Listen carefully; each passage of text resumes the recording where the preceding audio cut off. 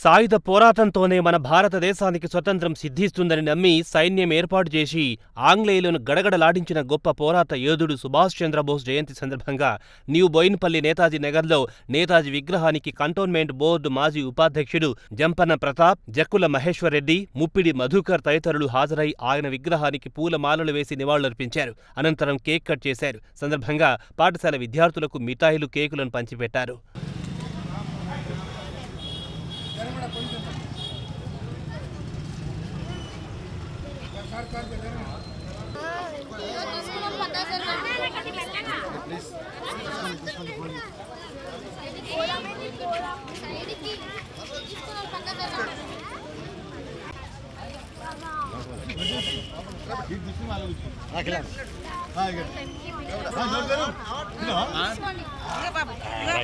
Right up.